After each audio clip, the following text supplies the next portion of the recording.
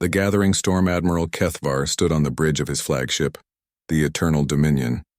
Through the massive viewing screen, he watched thousands of warships gather in the darkness of space. Each ship was enormous, bigger than entire cities back on the conquered worlds.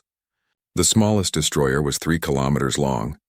The largest dreadnought stretched for 20 kilometers and carried enough firepower to crack planets. This was the greatest fleet the Zephyrian Empire had ever assembled. 10,000 ships from a dozen different conquered species. The Altarians contributed their plasma cannons. The Vegan Confederacy provided their shield generators. The Centauri Republic added their quantum torpedoes, all under Zephyrian command, all serving the Empire. Kethvar had been fighting wars for the Empire for over 200 years. His purple skin was marked with scars from countless battles. His forearms moved with practiced precision as he reviewed the tactical displays. 3 red eyes studied every detail of the coming invasion. He had conquered 47 star systems. He had never lost a battle. "Admiral," said Commander Vexthul, approaching with a datapad. "The final intelligence reports on the target world." Kethvar took the pad with one of his lower arms while his upper arms remained clasped behind his back. The information was almost laughable. The third planet of a small yellow star. The natives called it Earth. They were a young species that had barely left their homeworld. According to the scouts, humans had only achieved spaceflight a few hundred years ago. Their rockets still used chemical fuel. They had built a few small space stations around their planet. Their largest warship was maybe 300 meters long. It was primitive beyond belief. "They have nuclear weapons," Vexthul noted, "but only small ones. Nothing that could threaten our shields." Kethvar's mandibles clicked in amusement. Nuclear weapons were what children played with.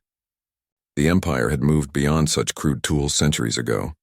A single Imperial destroyer could turn a continent into glass with its particle beams. "How many ships do they have?" Kethvar asked. "Maybe 500 total. Most are cargo vessels or small patrol craft. Perhaps 50 could be considered military vessels, but they are armed with primitive chemical explosives and basic energy weapons." Kethvar set down the datapad. This was not even worth calling a conquest. It was more like collecting fruit from a tree. The humans would see the Imperial fleet and surrender immediately. Any species with intelligence would realize the hopelessness of their situation. "Signal the fleet," Kethvar ordered. "We advance to the target system in 6 hours. All ships are to prepare for standard occupation protocols." The bridge crew worked efficiently to relay his orders. Across the massive fleet, 10,000 ships began their final preparations. Weapon systems were charged. Landing craft were loaded with occupation forces. Planetary bombardment coordinates were calculated. Kethvar walked to the tactical display table at the center of the bridge. The holographic image showed the Sol system in perfect detail. The star was unremarkable. 8 planets, several moons, an asteroid belt. The third planet was covered mostly in water with large land masses. About 8 billion humans lived on its surface. "The planet has good agricultural potential," Vexthul observed. "The natives can be relocated to the polar regions. The fertile zones will make excellent farming colonies for the Empire." This was standard procedure. Useful species were kept alive as workers. Their military was destroyed, their governments eliminated, their leaders executed. The survivors learned to serve the Empire or they died. It was simple and efficient. "What about their technology?" Kethvar asked. "Anything worth studying?" "Nothing significant. Their computers are primitive. Their materials science is basic. They do have some interesting biological research, but nothing the Empire doesn't already possess." Kethvar nodded. Some species had technologies worth taking before their conquest. The Vegan Confederacy had developed excellent shield generators. The Altarians had perfected plasma weapons, but humans seemed to have nothing to offer except their bodies for labor. "Sir," called the communications officer, "we're receiving a message from High Command." The main screen shifted to show Supreme Admiral Jektar, commander of all Imperial forces. His ancient face was scarred from 1,000 battles. His cybernetic eye glowed red as he spoke. "Admiral Kethvar, the Emperor himself is watching this conquest. Make it swift and total. Show the galaxy that no world is beyond the reach of the Empire." "It will be done, Supreme Admiral. The humans will surrender within hours of our arrival." "Good. Do not underestimate any species, but this appears to be a simple matter. End this quickly and return to the core worlds. We have reports of rebellion in the Outer Rim that require attention." The transmission ended. Kethavar felt the weight of Imperial expectations. This conquest needed to be perfect, fast, clean, with minimal losses. It would demonstrate Imperial power to any species thinking of resistance. All ships report ready for hyperspace jump, announced the navigation officer. Excellent. Kethavar returned to his command chair. Signal the fleet. We depart in 1 hour. He used the time to review the invasion plans one final time. The fleet would emerge at the edge of the Sol system. They would advance slowly, giving the humans time to detect them and understand their hopeless situation. A surrender demand would be broadcast. When the humans inevitably refused, a demonstration of Imperial power would follow. Perhaps they would destroy one of the human space stations, maybe vaporize their moon, something to show the consequences of resistance. After the humans surrendered, occupation forces would land at major population centers. Human governments would be dissolved. Their military would be disarmed and executed. The population would be evaluated for usefulness. Workers would be relocated to designated zones. The elderly and sick would be eliminated as inefficient. Within 1 year, Earth would be a productive Imperial world. Within 10 years, the humans would be grateful subjects of the Empire. Their children would grow up knowing no other way of life. It was the same pattern that had been repeated on dozens of worlds. Sir, all ships are ready. Begin hyperspace jump. Destination, Sol system. The bridge lights dimmed as the massive engines engaged. Through the viewing screen, the stars began to stretch and blur. 10,000 ships entered hyperspace together, reality bending around them as they crossed the impossible distances between stars. Kethavar felt satisfied. This would be recorded as the fastest conquest in Imperial history. The human world would fall before they even knew they were under attack. Another star system would join the Empire. Another species would learn to serve. He had no idea that Earth had been watching his fleet since the moment it left Zephyrian space. He had no knowledge that human technology was centuries beyond anything the Empire possessed. He could not imagine that his massive, invincible armada was already targeted by weapons that could unmake matter itself. In 6 hours, Admiral Kethavar would learn what it meant to underestimate humanity. But he would only have seconds to understand his mistake, before he and his entire fleet ceased to exist. The greatest military force in galactic history was about to discover that Earth was not the primitive world it appeared to be, and the universe was about to learn why humans had remained hidden for so long. First Contact Protocol. The Imperial fleet dropped out of hyperspace at the edge of the Sol system like a storm made of metal and fire. 10,000 warships materialized from nothing, their massive hulls blocking out stars. The smallest destroyers were mountains floating in space. The largest dreadnoughts were like moving cities, bristling with weapons that could destroy worlds. Admiral Kethavar watched the tactical display with satisfaction. His fleet had emerged exactly where planned, just beyond the orbit of the outermost planet. The humans would detect them soon if they had not already. Their primitive sensors would show an invasion force beyond their worst nightmares. All ships report successful jump completion, announced Commander Vexthul. No technical difficulties. Fleet is ready for advance. Excellent. Begin standard deep scan of the system. I want to know everything about human military capabilities. The sensor operators worked at their stations. Banks of equipment designed to penetrate any stealth technology swept across the Sol system. Within minutes, detailed information flowed across the bridge displays. Sir, scanning complete. We detect 5 space stations around the third planet. All are small, probably civilian. We count 437 space vehicles total. Most appear to be cargo vessels or small shuttles. Perhaps 60 could be military vessels. Kethavar studied the scans. The human space infrastructure was even more primitive than intelligence reports suggested. Their largest space station was maybe 2 kilometers across. Their biggest warship was barely 300 meters long. The entire human space force could fit inside one of his dreadnoughts. Any sign of hidden military installations? Asteroid bases? Ships hiding behind planets? Negative, sir. Their stealth technology appears non-existent. What we see is what they have. Perfect. This would be even easier than expected. Kethavar had conquered species with 10 times the space capability of these humans. Some had put up fights lasting months. The humans would probably surrender the moment they saw his fleet. Open a channel to the human homeworld. Broadcast on all frequencies they use. The communications officer worked for several minutes to establish contact. Human communication technology was simple but functional. They used basic radio waves and primitive data transmission. like children playing with toys. Channel open, sir. Kethvar stood and activated the recording system. This message would be broadcast to every human communication device on their planet and in space. Billions would hear the words that ended their independence forever. Attention, primitive inhabitants of the third planet. I am Admiral Kethvar of the Zephyrian Imperial Fleet. Your world is now claimed by the Empire. You will surrender immediately and unconditionally. Resistance is impossible. You have one rotation of your planet to comply. Failure to surrender will result in the total destruction of your civilization. The message was broadcast in dozens of human languages. Imperial translation systems had decoded their communications within hours of arriving in the system. It was a simple matter to ensure every human understood their situation. Now came the waiting. Most species responded quickly to surrender demands. They performed quick calculations of Imperial strength versus their own capabilities and made the logical choice. Some tried to negotiate, which was pointless. A few attempted desperate last-minute military preparations, which was amusing. Sir, we're receiving a response from the planet's surface. That was faster than expected. Perhaps humans were more intelligent than their technology suggested. Fear could motivate quick decisions. Put it on the main screen. The display showed a middle-aged human male wearing simple clothing.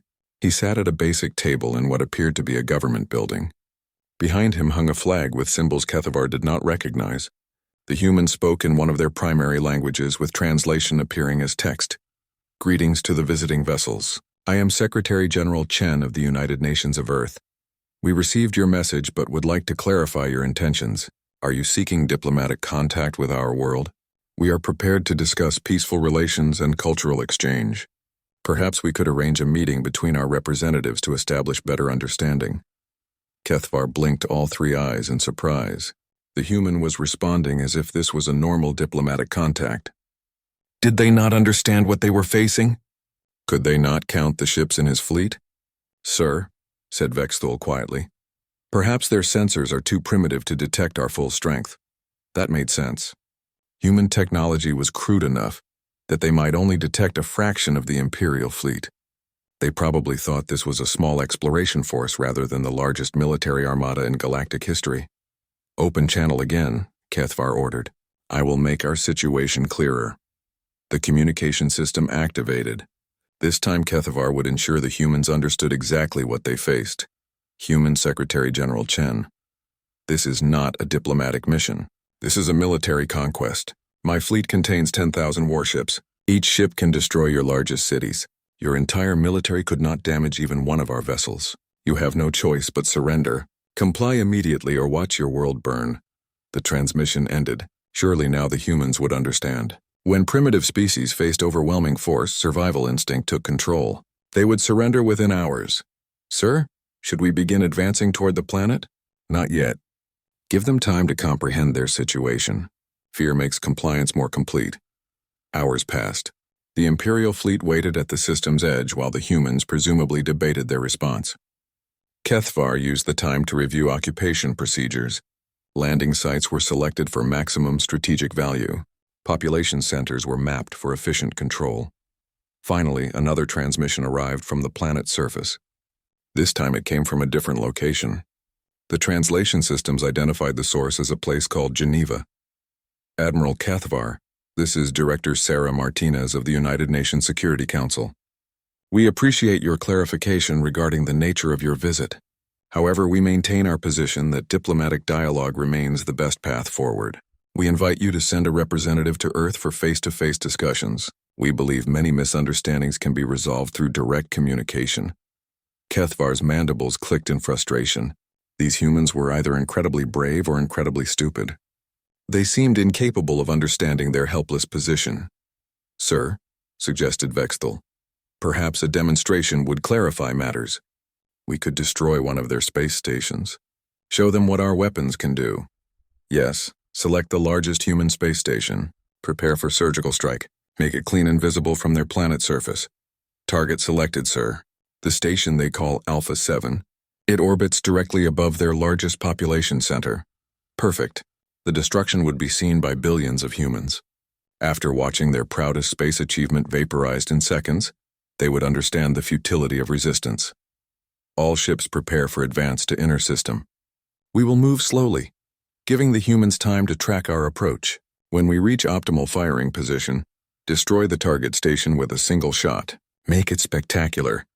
The massive fleet began moving deeper into the Sol system, 10,000 ships advancing like a tidal wave of destruction.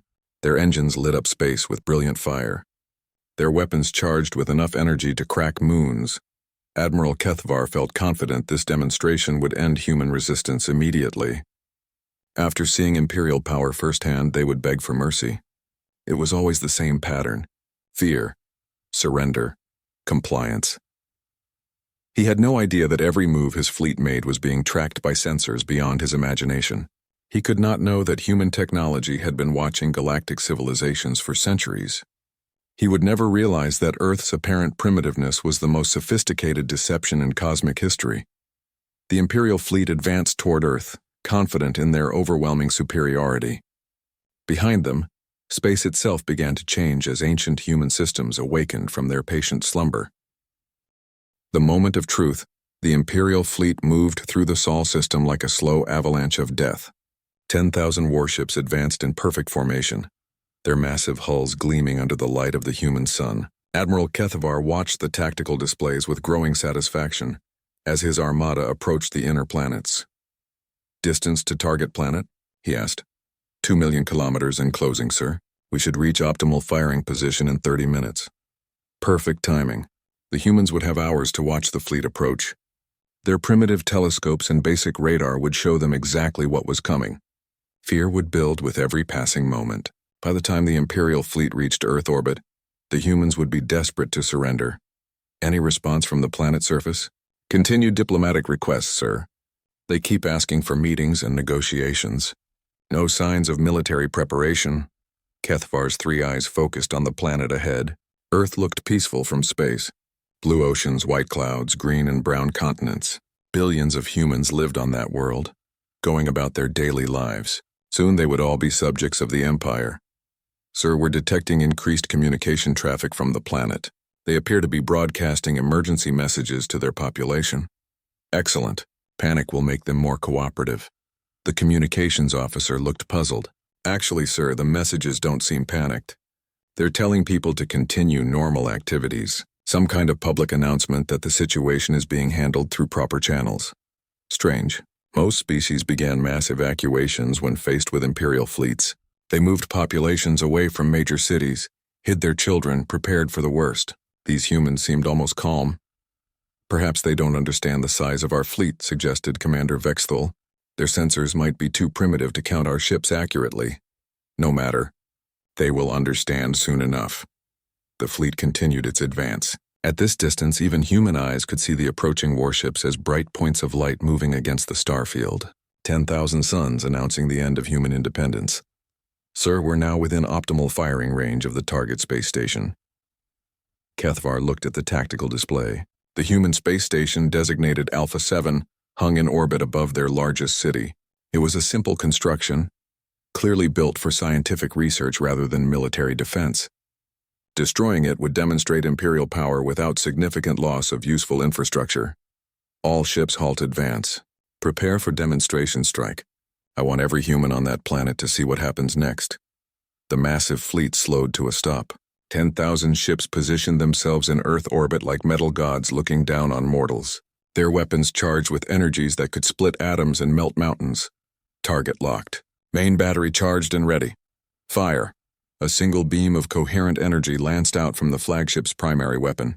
It was beautiful in its precision. A line of pure destruction connecting the Imperial dreadnought to the human space station. The beam lasted only seconds, but the space station didn't explode. It didn't vaporize. It didn't even seem to notice. "Sir," called the weapons officer, voice confused. "Direct hit confirmed, but the target is undamaged." "What?" Kethvar spun toward the tactical display. The human space station floated exactly where it had been, completely intact. "Check your targeting systems." "All systems functioning normally, sir. We hit the target precisely, but our sensors show no damage whatsoever." "Impossible. Imperial weapons could punch through any known shielding. That beam carried enough energy to destroy a city block. No primitive space station could survive a direct hit." "Fire again." Full power this time. The flagship's main battery discharged again. This time, other ships in the fleet added their fire. Dozens of energy beams converged on the human space station. The combined firepower could have melted an asteroid. The station remained perfectly intact. "Sir," the sensor operator's voice was strained. "I'm detecting some kind of interference. Our sensors are having difficulty maintaining locks on targets." Before Kethvar could respond, something impossible happened. The planet below began to change. Large sections of the continents were moving. Not earthquakes or volcanic activity. The land masses themselves were sliding apart like enormous doors opening. Beneath them lay structures that made Imperial dreadnoughts look like toys. "What in the name of the void is that?" whispered Vexthal. The sensor displays filled with contacts. Hundreds of them. Thousands. Weapons installations the size of cities rose from hidden positions across the planet's surface. Gun emplacements that dwarfed entire Imperial fleets emerged from concealment beneath oceans. The polar ice caps split open to reveal massive defense platforms bristling with technology beyond Zephyrian understanding. But that was not the most shocking revelation. Earth's moon was splitting apart.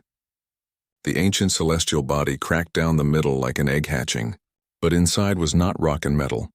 Inside was a mechanical core, an artificial construct disguised as a natural satellite for millions of years. Weapon systems beyond comprehension unfolded like deadly flowers blooming in space. "Sir, emergency readings across all sensors. Those installations are powering up." "Impossible," Kethvar breathed. "This is impossible. Our intelligence reports showed a primitive civilization. Where did this technology come from?" The answer came in the form of another transmission from the planet's surface. This time the human speaker was a different person. An elderly woman with silver hair and eyes that seemed to hold the weight of centuries. "Admiral Kethvar, this is Director Elena Vasquez of the Terran Defense Council. We tried to handle this diplomatically, but you have insisted on violence. We regret this outcome." The woman's image was replaced by a technical display showing the Imperial fleet, but the display showed things that Zephyrian sensors had never detected. Energy signatures, weapon specifications, exact crew counts on every ship. The humans knew everything about the Imperial Armada down to the smallest detail. "You have 30 seconds to power down your weapons and prepare for immediate withdrawal from this system. Failure to comply will result in defensive action." Kethvar found his voice. "You cannot threaten the Imperial fleet. We have 10,000 ships. You are primitives playing with forces beyond your understanding. Admiral," the woman's voice was sad but firm, "you understand nothing about us. You have 15 seconds. The tactical displays exploded with warning signals. Every human installation was targeting Imperial ships. But the targeting systems showed energy readings that broke Zephyrian measurement scales.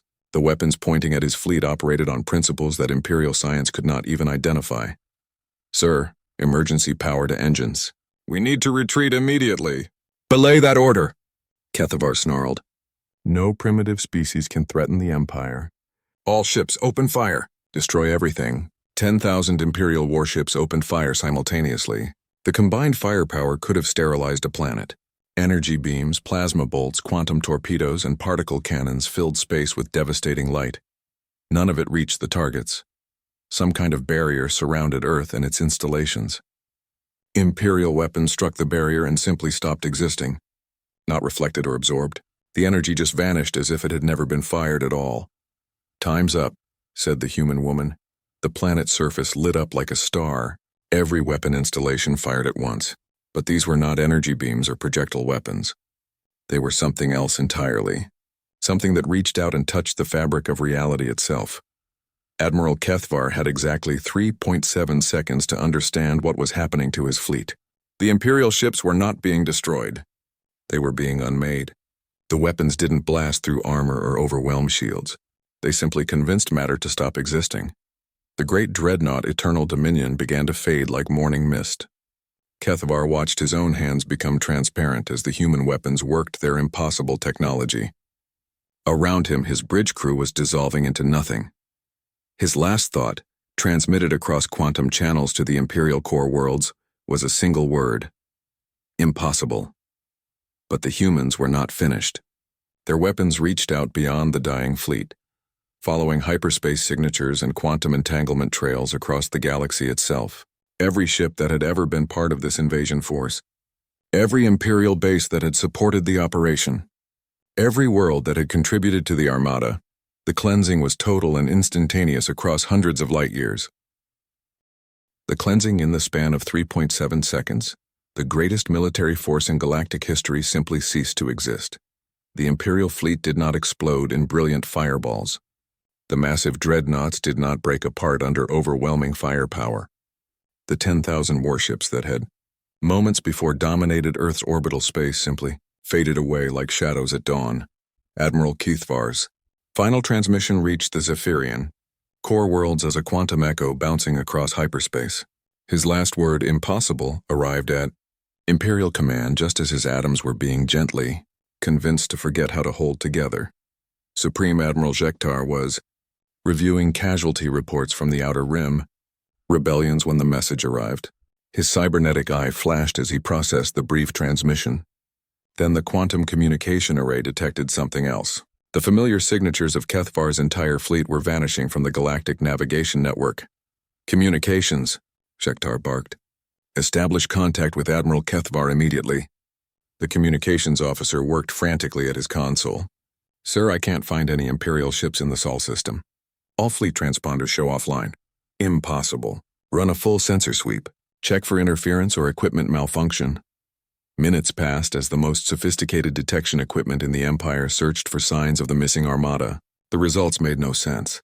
10,000 ships and their crews had simply vanished from existence. Sir, the sensor operator's voice shook. I'm detecting quantum disturbances spreading outward from the Sol system.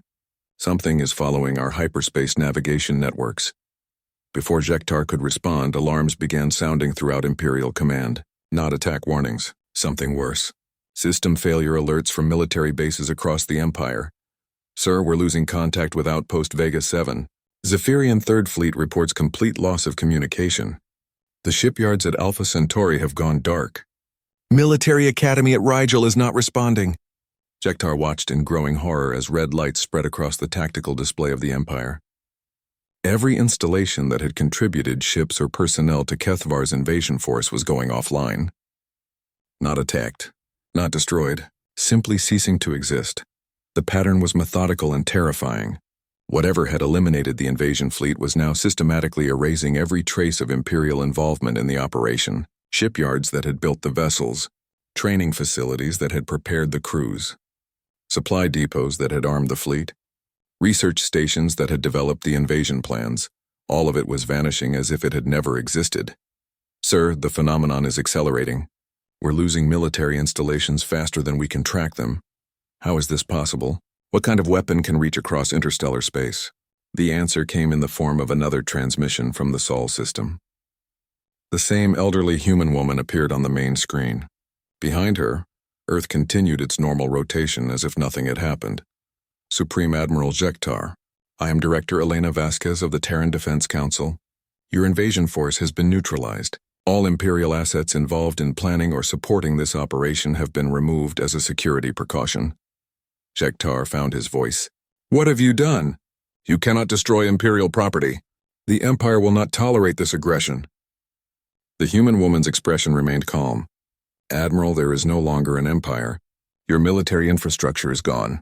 Your fleets are gone. Your command structure is gone. What remains are civilian populations on various worlds who are now free to govern themselves. The tactical display confirmed her words. Red zones marked former Imperial territory now showed no military presence whatsoever. Hundreds of star systems that had been under Zephyrian control for centuries were suddenly independent. This is impossible. The Empire has stood for 10,000 years. You cannot destroy a galactic civilization in minutes. We have not destroyed your civilization, Admiral. We have removed your ability to threaten others. The Zephyrian people are free to continue their lives peacefully. They simply no longer have the means to conquer and oppress other species. Jektar's mind reeled. How could a primitive species accomplish what the combined rebellions of 100 worlds had failed to achieve? The Empire had seemed invincible. Its military power had been absolute. What are you? He whispered. Director Vasquez tilted her head slightly. We are humans, Admiral. We are also the reason this galaxy has remained relatively peaceful for the last 50,000 years. The Empire was becoming too aggressive, too dangerous. We decided intervention was necessary. 50,000 years. That's impossible. Our records show humans achieve spaceflight only recently. Your records show what we wanted them to show. We have been watching galactic civilizations for a very long time, Admiral. Most species develop peacefully and never require our attention. Unfortunately, the Zephyrian Empire chose a different path. The implications hit HFY like a physical blow. Earth was not a primitive world. It was something else entirely. Something that had been observing and influencing galactic development for millennia. We tried to discourage your expansion through subtle means. The human continued. Strategic resource shortages, navigation hazards in key systems, rebellions among conquered species, but you adapted to each obstacle. Your invasion of Earth forced us to take direct action. You caused the rebellions, the supply problems, the accidents that destroyed our exploration fleets. We prefer indirect methods when possible. They cause less disruption to galactic stability. Direct intervention, like what just occurred, is reserved for extreme circumstances. HFY looked at the tactical display showing the remains of his empire. Scattered worlds with no central authority. No military to enforce imperial law. No infrastructure to support conquest. What happens now? Now the Zephyrian people learn to live peacefully. We will monitor the situation to ensure no new military buildup occurs. Other species in this region will be free to develop without imperial interference. And if we refuse? If we try to rebuild? Director Vasquez's expression remained kind but firm. Admiral, you have just seen what happens when humans are forced to defend themselves. Do not mistake our preference for peace as weakness. We will do whatever is necessary to maintain galactic stability. The transmission ended. HFY stood alone on his command bridge, surrounded by the wreckage of a 10,000-year-old empire. His military was gone. His fleets were gone. His authority was gone. In the space of minutes, humanity had accomplished what no enemy had ever managed. They had not conquered the Zephyrian Empire. They had simply made it irrelevant. Across the galaxy, former imperial worlds celebrated their sudden freedom. Species that had lived under Zephyrian oppression for centuries found themselves independent overnight. The largest military force in known space had been reduced to nothing, without a single shot being fired in anger. And on Earth, children played in parks while their parents went to work, unaware that their world had just rewritten the balance of power in the galaxy. The planet continued its peaceful rotation, its cities gleaming in the sunlight, its people living ordinary lives, but deep beneath mountains and ocean floors, human scientists made small adjustments to weapon systems and returned to their monitoring stations.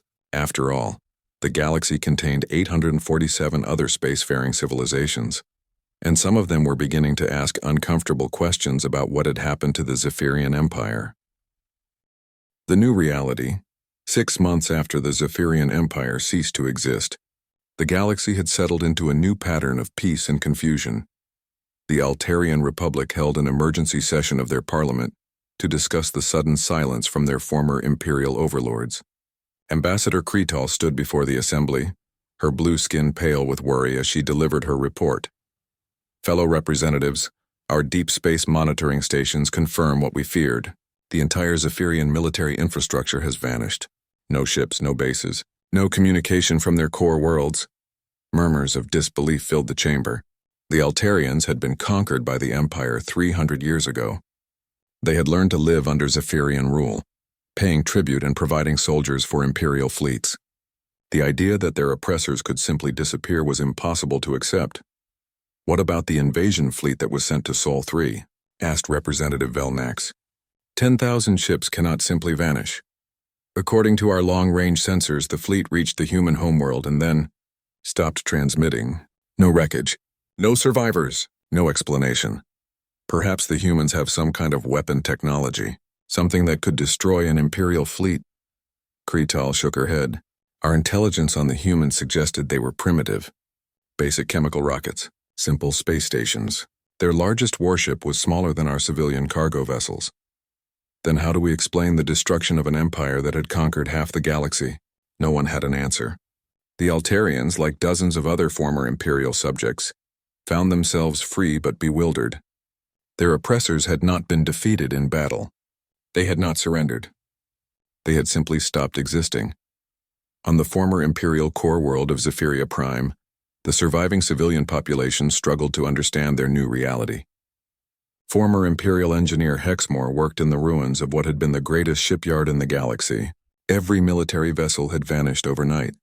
Every weapon blueprint had been erased from computer systems. Even the orbital defense platforms had disappeared. It makes no sense, he told his colleague Pexelar as they surveyed the empty construction base. How do you make a dreadnought stop existing? Matter cannot simply be destroyed. Maybe it was not destroyed, Pexelar suggested. Maybe it was moved somewhere else. Where? There is no technology in the galaxy capable of moving objects that large across interstellar distances. They worked in silence, trying to salvage civilian equipment from the abandoned facility. Around them, the Zephyrian people were learning to live without their military might. For 10,000 years they had ruled through strength. Now they had to discover what it meant to be ordinary. The psychological impact was devastating. Entire generations of Zephyrians had grown up believing their species was superior to all others. They had seen themselves as natural rulers destined to bring order to the galaxy. The sudden removal of their military capability left them questioning everything they had believed about themselves. Meanwhile, in a secure facility beneath the mountains of Switzerland, Director Elena Vasquez reviewed reports from monitoring stations across the galaxy. The aftermath of the Zephyrian intervention was proceeding as expected. Former Imperial territories were establishing new governments. Trade routes were being reorganized. The threat of galactic war had been eliminated. Status report, she requested from her aide, Dr. James Chen. 846 active civilizations remain under observation. Threat assessment shows green across all monitored species. No signs of military buildup or aggressive expansion plans. Any investigation into the Zephyrian disappearance? Several species have sent exploration vessels to former Imperial space. They find empty installations and confused civilian populations. No one has detected our involvement, Vasquez nodded. Keeping Earth's true nature secret was essential to maintaining galactic stability. If other species knew that humans possessed technology capable of erasing entire civilizations, it would cause panic and potentially trigger an arms race. What about the Zephyrian survivors? Adapting slowly. Their civilian government is attempting to establish diplomatic relations with former subject species. Some worlds are receptive. Others are still angry about centuries of oppression. That's normal. It will take time for wounds to heal. Dr. Chen hesitated before continuing. Director, some of our analysts are concerned about the precedent we've set. Using the erasure protocol on such a massive scale. It's never been done before. Vasquez turned to look out the window at the peaceful Swiss countryside. Children were playing in a nearby village, their laughter carrying on the wind. They had no idea that their world contained weapons that could unmake the fundamental forces of reality.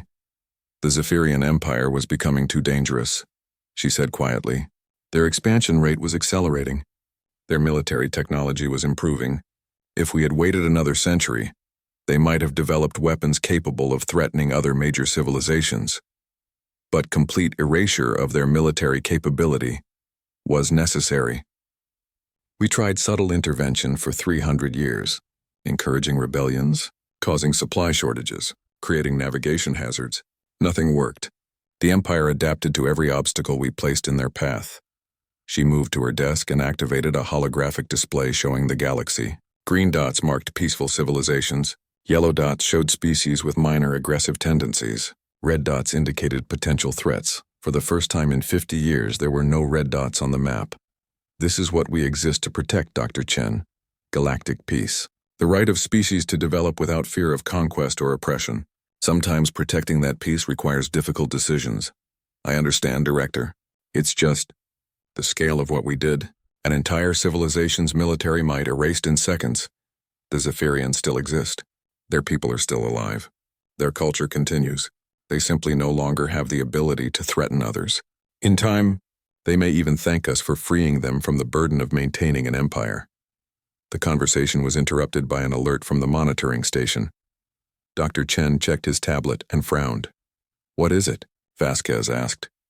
We're detecting unusual energy readings from the Vegan Confederacy. It might be nothing, but their power consumption has increased by 30% over the last month. Vasquez studied the data. The Vegans were generally peaceful, but they had been part of the Zephyrian Empire's military alliance. Perhaps they were attempting to fill the power vacuum left by Imperial collapse. Increase monitoring of Vegan space. Deploy additional sensor platforms if necessary. If they're building weapons, I want to know about it. Yes, Director. As Dr. Chen left to implement the orders, Vasquez returned to her window. The Swiss mountains stretched into the distance, their peaks covered with snow that had been falling for millennia. Earth looked so peaceful from this perspective, so ordinary. But beneath those mountains lay technology that humanity had been developing for 50,000 years. Weapons that could reach across space and time to unmake matter at the quantum level. Sensors that could detect a single ship's engine signature from thousands of light years away. Defense systems that made planetary invasions impossible. Earth was not just a world.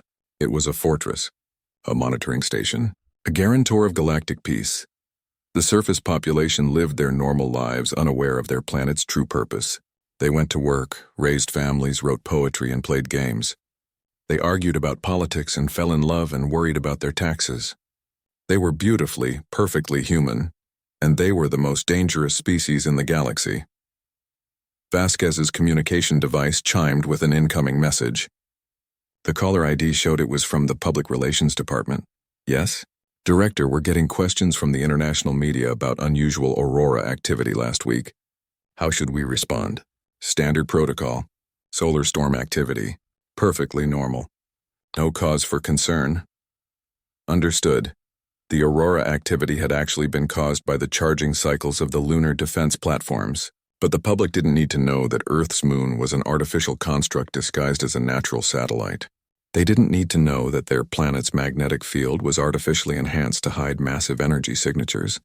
They didn't need to know that their quiet, peaceful world was the reason the galaxy remained stable. Vasquez closed the communication and returned to her reports. There were 846 civilizations to monitor, potential threats to assess. The endless work of maintaining peace through overwhelming, invisible strength. Tomorrow, children would play in parks while their parents went to work. Scientists would publish papers on interesting discoveries. Artists would create beautiful things. Politicians would debate important issues. And deep beneath the surface, humanity would continue its patient vigil over the stars.